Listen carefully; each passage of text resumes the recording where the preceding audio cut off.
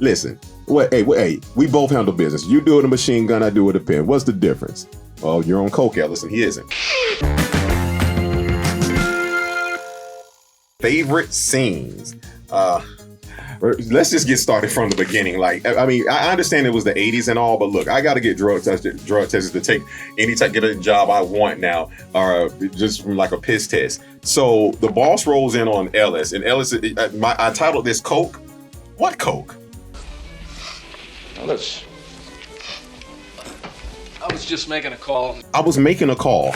No phone in his hand at all, and then he just brushes like $40 worth of coke off the dresser and was like, hey, what's up? And his boss seemed all too unconcerned, which let you know back in the days, business was business. Then whether yellow, black, or white, up your nose, it's right. The 80s loved the little money of the world.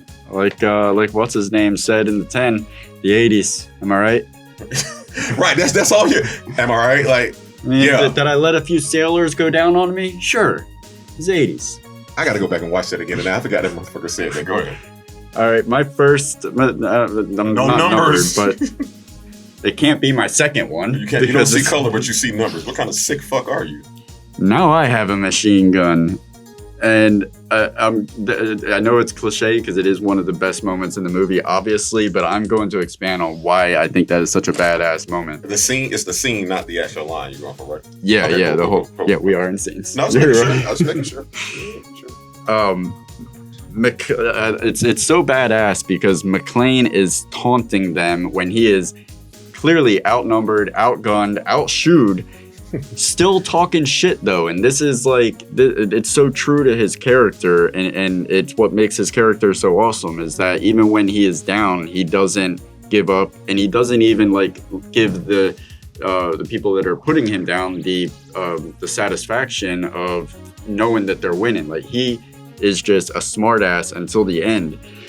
The insert shot of Holly when this happens is everything. It ups the badassness of the scenes so much because there's something about like whenever you do something awesome or badass, it makes it even better and more satisfying if there's an audience there to experience it. And then it even adds to that satisfaction even more when somebody in that audience is the woman whose affection you're trying to win back. That moment where fucking Ella says something's wrong, Holly says something's wrong. Ella says, what's that? And she goes,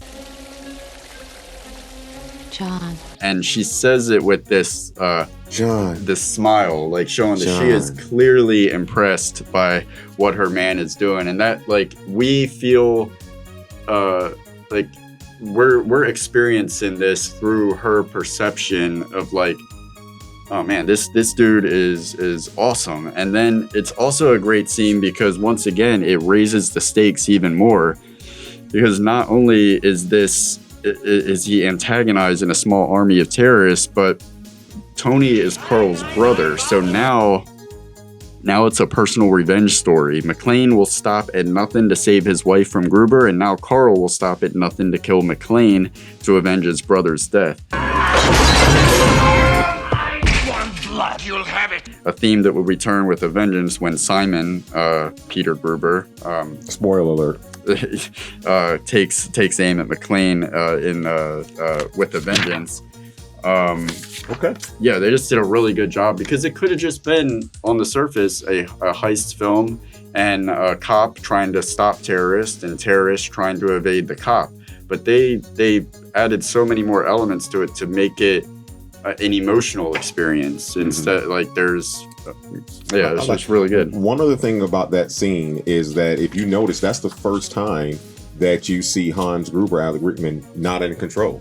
This is the first time something happens that's not supposed to happen. You even see in his reaction when the lady screams. You're like, what is the bitch doing? Like, they obviously didn't tell him a lot about the movie because when that lady screamed, he gets up and he runs over. He's like, don't let them see this. Yeah. He is such a control freak. And the reason why I say that, prior to that, literally, he walked, first off, one of the greatest entrances in the world. They get backed up in the truck, and then he walks in like some badass Michael Jackson video. He has his little posse with him and shit. But when he walks in and first off, they get off the elevator. Those guys with the machine guns get off as if like, no one's gonna see us. Like, bitch, but my point is this.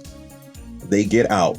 and all you hear is chaos for like 20 seconds, and it cuts back to him, and you see him looking in his little book. He's like, all right, everybody calm down. Like, what do you mean calm down? Like, oh, you're a different type of villain. So to me, it was all about him being in control. So like that was pretty crazy to me. So again, so I do have that down there.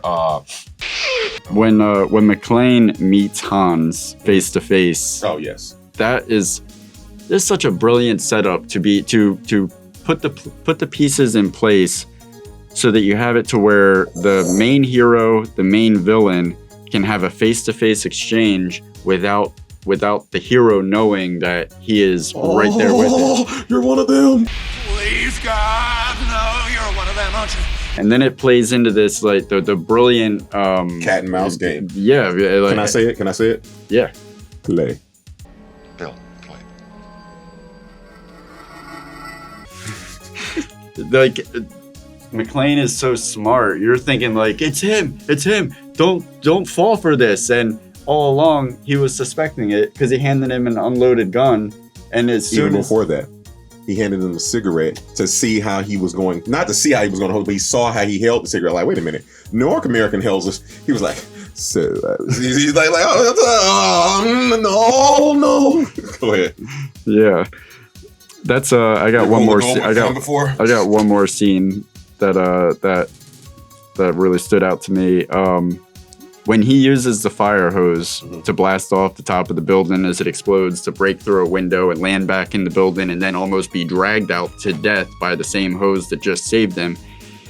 It was such an awesomely choreographed sequence, and the attention to character development is what made that moment even more powerful than it would have been just in itself. The fact that it establishes early on that McClane has this fear of heights just makes that moment even cooler, because we aren't just watching him escape fiery death. We're in that moment, we're witnessing him grow as a character, escaping a fear that he previously had. I'm blown away by the sophistication for a film in the action genre. What Die Hard did, it was just insane. That's my last one. Speaking of being blown away, cocaine is a hell of a drug.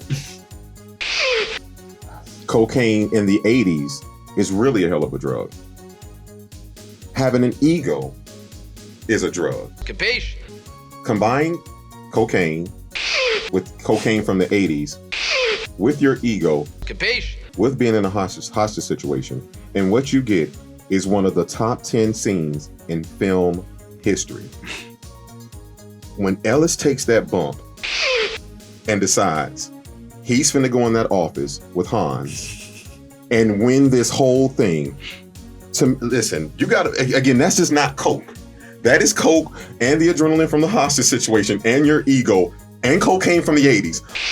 All mixing together, and he went in there on a fucking mission. Listen, guys. If you've seen the movie, I don't care how many times you've seen Die Hard. Isolate that one scene in itself. It could be the greatest short ever. He walks in, he was like, "What does he want?" Because they're finna kill him as soon as he walks in. He doesn't give a fuck. This guy's in there with, hey, listen, I know what's going on here, guys. Hey.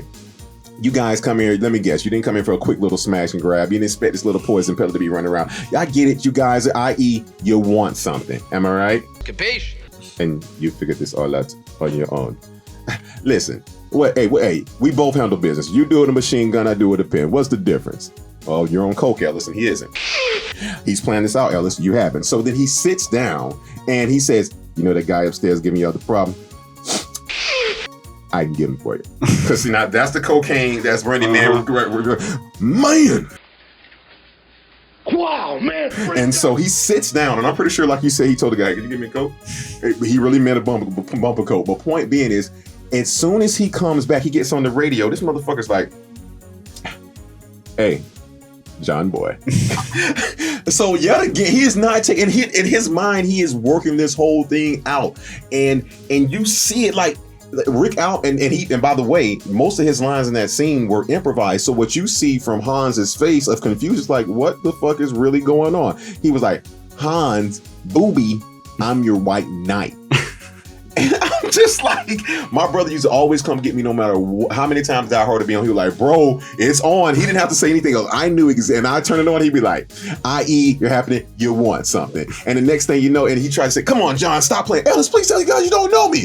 And that just ain't gonna happen until you stop messing up the works, capiche? And then the famous have a Coke and a smile. Bam. Dude. That's such a gratifying scene from the beginning to the end. He said verbatim, he like, I didn't know how to feel. He like, I knew I did a great job. And then I went to the movies and I really realized how great of a job I did when the whole audience cheered when I got blew the fuck away. Yeah. I mean, the arrogance on his face, he's like, you know, I got this taken care of. Everything's worked out for me my whole life. I've never had any challenges or anything that stood against what I was trying to do. I love when a character like that who has never faced any obstacles gets shot. And then the ultimate line of that scene, which takes it to classic. Hey, come on, Hans. What am I, a method actor here? No, he is. Literally. Yeah. Oh, guys, I'm sorry. That to me, and I literally do mean top 10. I don't care. For me, top 10 movie scene of all time. I'm sorry. I'm not saying it had the best actors in the world. I'm saying scene-wise, from cinematography to dialogue to pacing to improvisation to the way they pulled it off. It really doesn't get any better than that for me, man. Yeah, I agree. Do you agree? Let us know in the comments, and we're going to talk about our favorite lines. And that also includes Ellis.